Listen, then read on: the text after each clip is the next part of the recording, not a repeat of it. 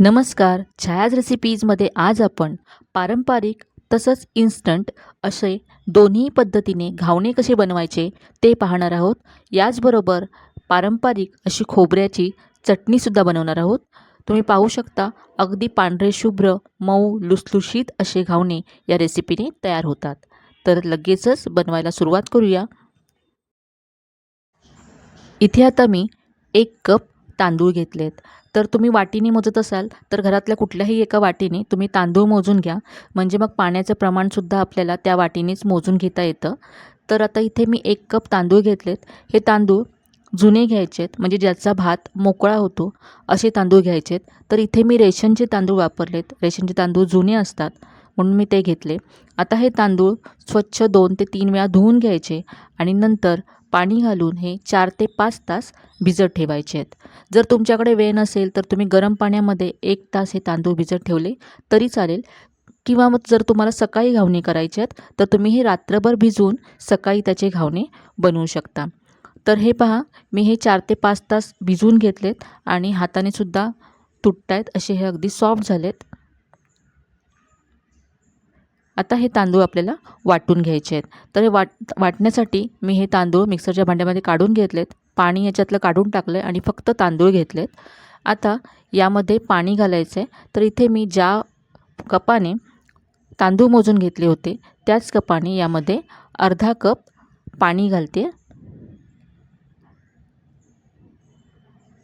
आता हे वाटून घ्यायचं आहे आणि अगदी स्मूथ असं हे वाटायचं आहे. तर पहा, हे मी वाटून घेतलं आहे. अजिबात रवाळ नको आहे हे. जर तुम्हाला असं हाताला रवाळ वाटत असेल तर आणखी एकदा याला फिरून घ्या, पण अगदी स्मूथ असं वाटलं गेलं पाहिजे. तर आता हे आपण एका बाउलमध्ये काढून घेऊया.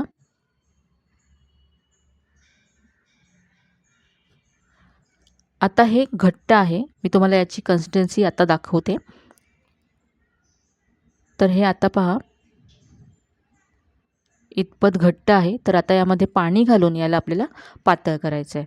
तर इथे मी त्याच कपाने 1 कप पाणी घातलं.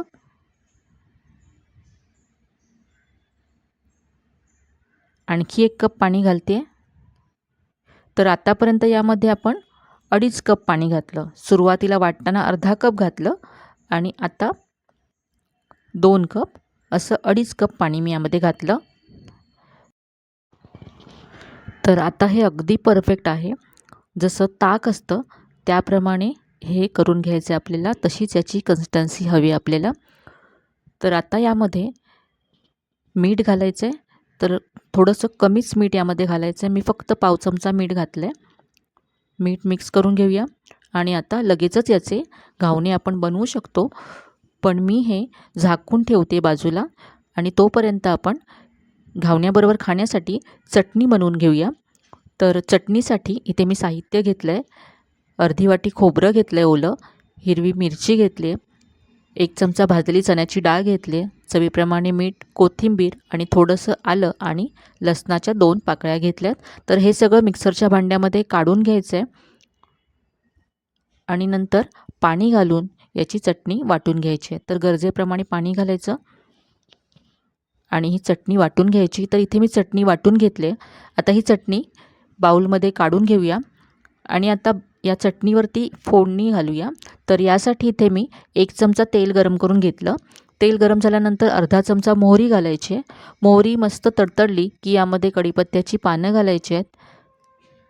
यानंतर 1 लाल मिरची घालायची आहे. आता ही मस्त अशी फोडणी चटणीवर घालायची आहे.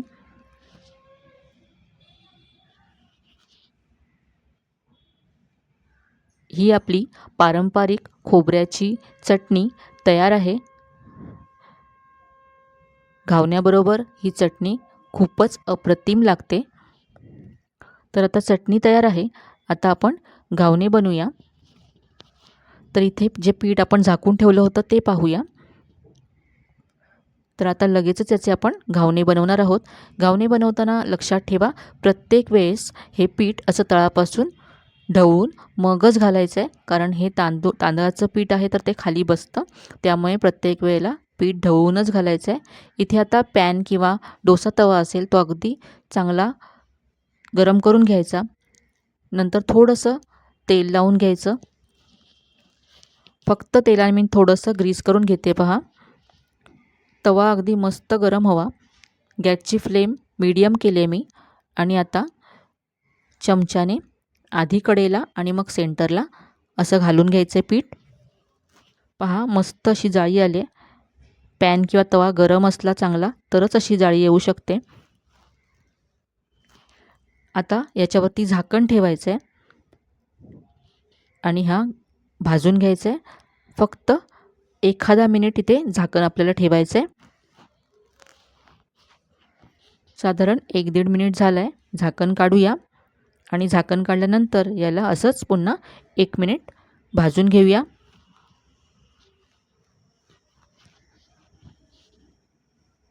तर ही अगदी पारंपरिक अशी रेसिपी आहे आणि याच व्हिडिओमध्ये आपण इन्स्टंट घावणे कसे बनवायचे ते सुद्धा पाहणार आहोत. तर यासाठी व्हिडिओ शेवटपर्यंत पहा. तर पहा अगदी सहज निघून येतोय. तर आता आपण काढून घेऊया. तर काढताना लगेच यातला फोल्ड करायचं नाही आहे.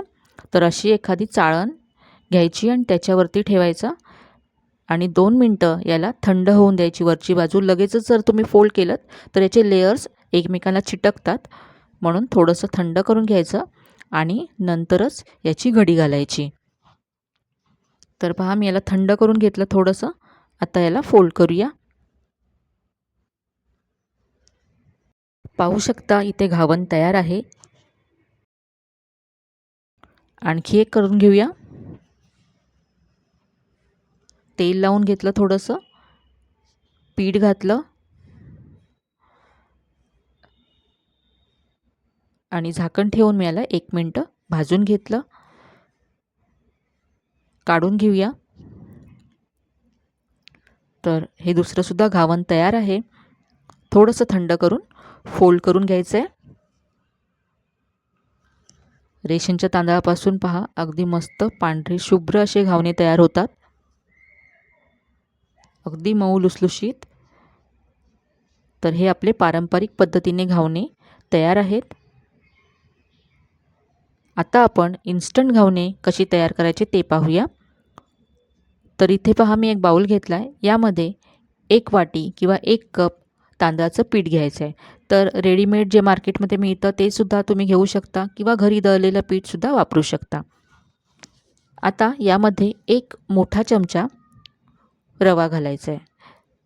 तर इथे बारीक किंवा जाड कोणताही रवा तुम्ही घेऊ शकता. आपण जो घरी उपम्यासाठी रवा वापरतो तोच इथे मी घेतला आहे. आता यामध्ये पाणी घालायचं आहे.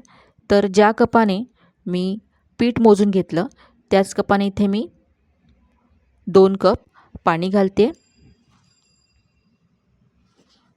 2 कप पाणी घातल्यानंतर मिक्स करून घेऊया याला. सगळ्या गुठळ्या याच्यातल्या काढून घ्यायच्या आहेत.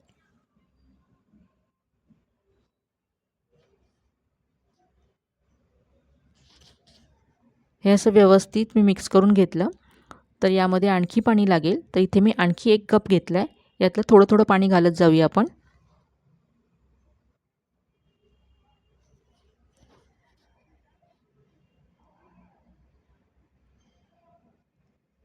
तर इथे पहा तुम्हाला साधारण 2.5 ते पावणे 3 कप पाणी इथे लागेल. तुम्ही पाहू शकता पाव कप पाणी शिल्लक राहिलं आहे. यानंतर यामध्ये मीठ घालायचे पाव चमचा. मिक्स करून घेऊया. आणि जसे आपण आधी पारंपरिक पद्धतीचे घावणे बनवले तसेच आता आपल्याला घावणे बनवून घ्यायचे आहेत. तर तुम्ही ते लक्षात ठेवा. तुम्हाला 1 वाटी तांदळाच्या पिठासाठी 2.5 ते पावणे 3 कप पाणी लागणार आहे. तर हे पण हेच आपण सारख्याच प्रोसेसने तयार करून घेऊया. जर तुमच्याकडे वेळ नसेल आणि तुम्हाला तांदूळ भिजत घालायला सुद्धा वेळ नसेल तर असे झटपट तुम्ही घावणे बनवू शकता.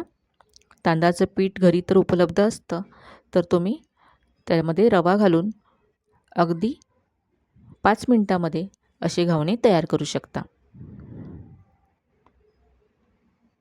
तर असे दोन्ही पद्धतीने आपले घावणे तयार आहेत पहा. हे आपण पारंपरिक पद्धतीने केले आणि हे इन्स्टंट केले, तर दोन्ही पद्धतीने अगदी मऊ लुसलुशीत पांढरे शुभ्र असे घावणे तयार होतात.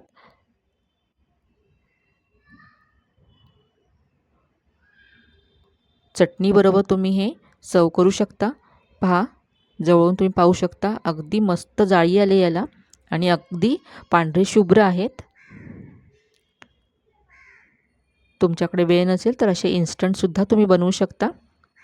तर आज आपण पारंपरिक आणि इन्स्टंट असे दोन्ही घावण्याची रेसिपी पाहिल्या आणि तुम्हाला याच्यातल्या कोणती रेसिपी तुम्हाला जास्त आवडली ते सुद्धा तुम्ही कमेंटमध्ये कळवा आणि दोन्ही पद्धतीने तुम्ही घावणे नक्की करून पहा.